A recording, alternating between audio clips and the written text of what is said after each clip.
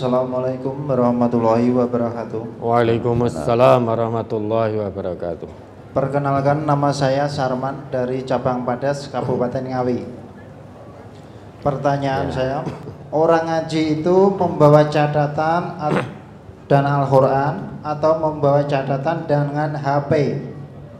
Karena yang di sini saya lihat itu bawa catatan, bawa HP. Kebanyakan mereka main HP, lupa Al-Qurannya. Dan lagi pertanyaan, orang ngaji itu masih mengikuti kebiasaan masyarakat, ikut banjaan, ikut yasinan, udah ngaji, tetapi dia tidak mau ikut kelompok. Dan ada yang ikut kelompok tetapi nggak mau ikut di cabang. Ada satu lagi, warga ngaji punya anak, anaknya nggak ikut ngaji dan waktunya udah menikah, dan anaknya itu berpacaran, dan warga itu mengundang warga juga untuk mengikuti acara pernikahan itu. Sebaiknya pada waktu pernikahan anaknya itu kita membantu atau mendatangi tidak? Cukup sekian pertanyaan dari saya. Ya. Nah, ini HP ini langsung disaleh ke kabeh. Jenengan dibatin, udah ada laporan barang. Bapak Ibu ya, perlu kita pahami bersama. Ya. Di majelis kita ini ada nizam, ada nilai.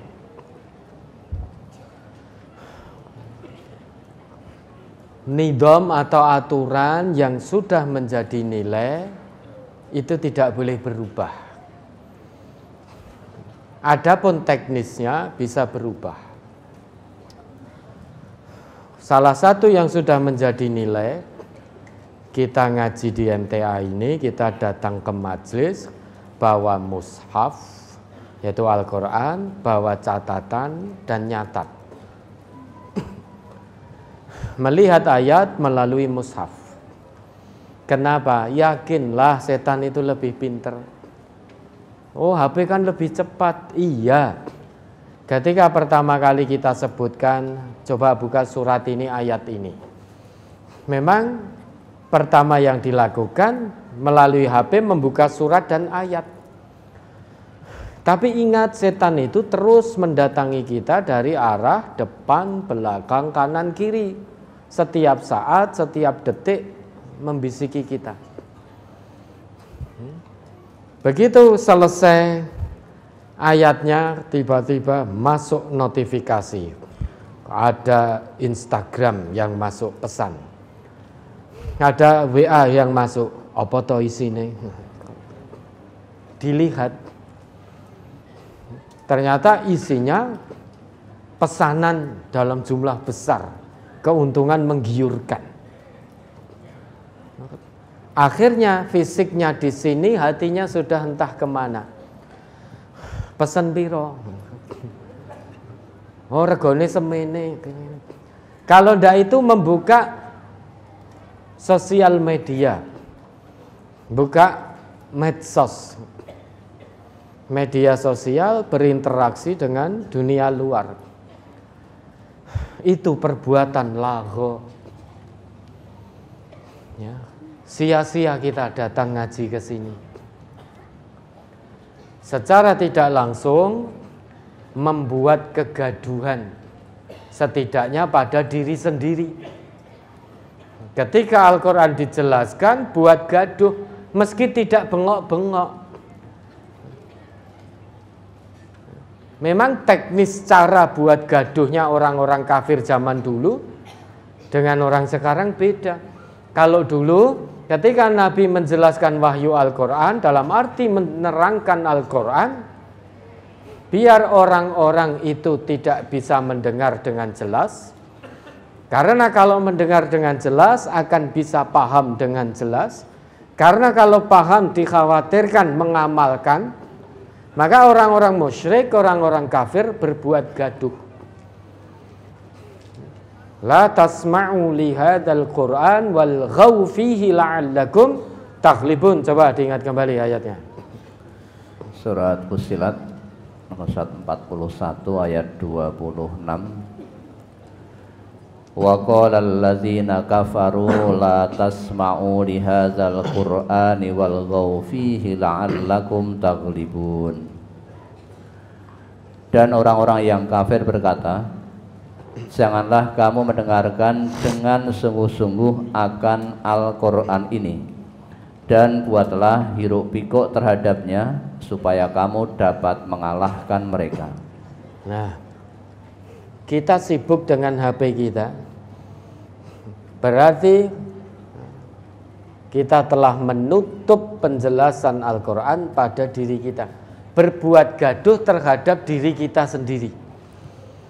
Tidak fokus lagi pada Al-Quran yang diterang-terangkan, yang dijelas-jelaskan, tapi sibuk dengan setan gepengnya. Sibuk dengan setan gepengnya. Maka yang menang setannya. Padahal perintah Allah itu, setan itu musuh. Perlakukan dia sebagai musuh. Apa sulitnya? Datang ke sini, duduk, matikan, masukkan tas, sudah. Apa sulitnya? Kenapa kalah? Padahal Allah katakan fattakhiduhu aduwa, jadikan setan itu sebagai musuhmu. Dan belum pernah ada ceritanya Bapak Ibu, orang ngempet beberapa jam untuk tidak lihat medsos kok tiba-tiba masuk ICU, itu nggak pernah ada ceritanya. Loh, ini sakit apa? Waduh, saya ngempet 3 jam tidak lihat medsos sehingga masuk ICU. Enggak pernah ada ceritanya itu.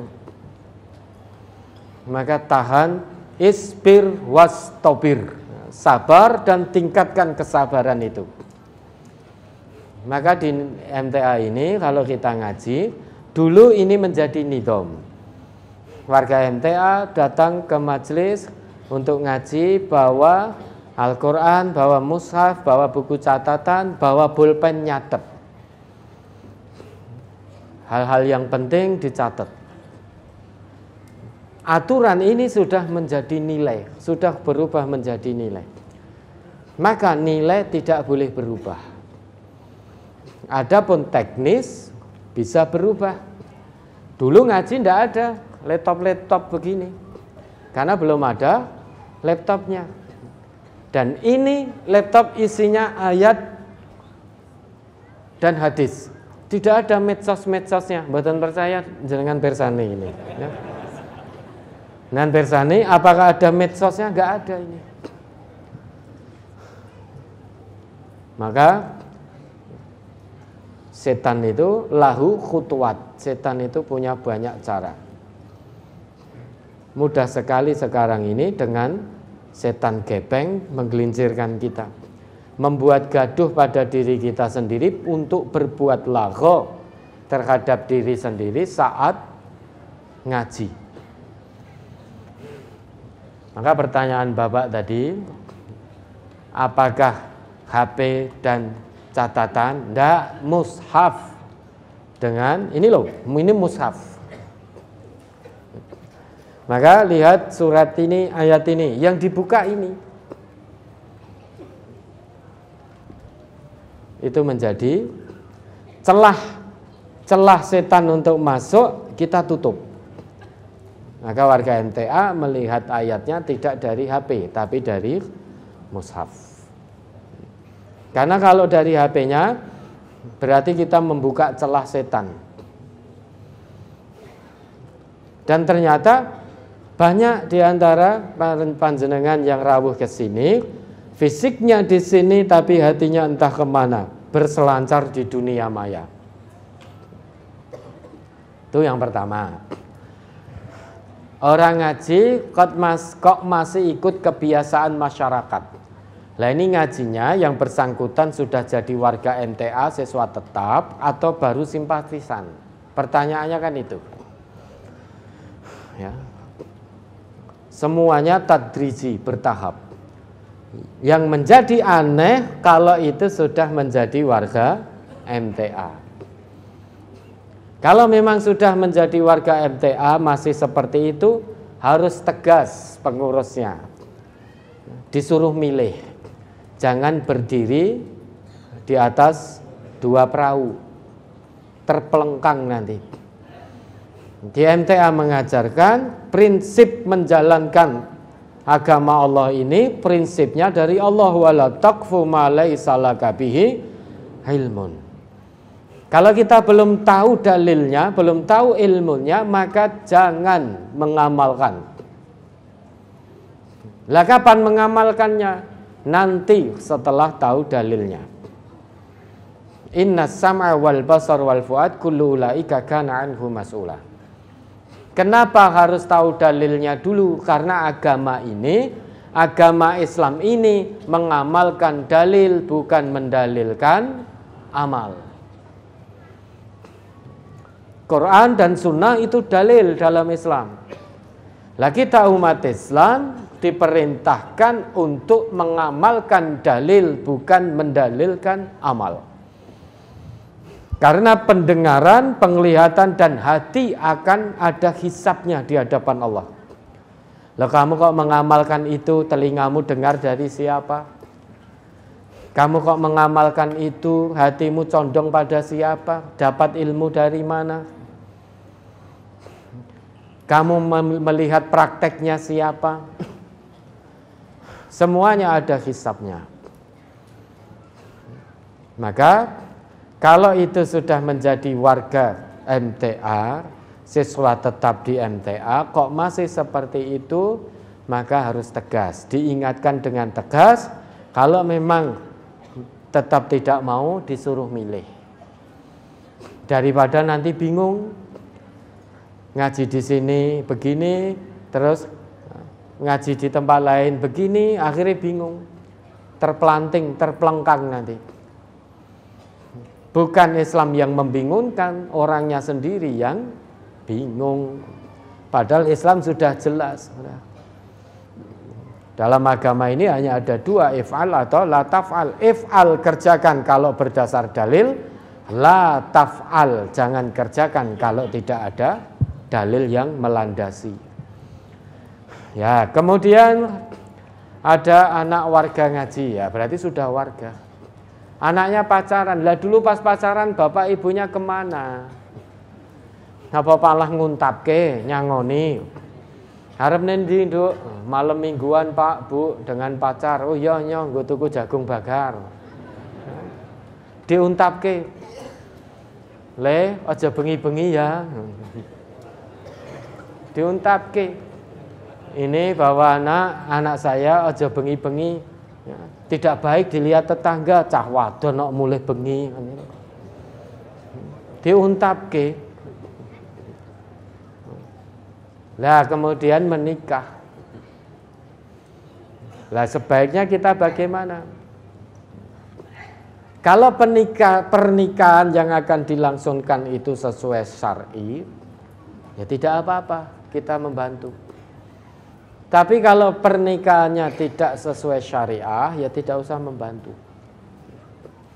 Apalagi kalau sampai pacaran, kemudian kecelakaan. Kecelakaan bukan berarti numpak motor terus tiba, bukan. Kecelakaan, ya, hamil di luar, nikah, maka tidak perlu membantu apapun, biar diurusi keluarganya sendiri.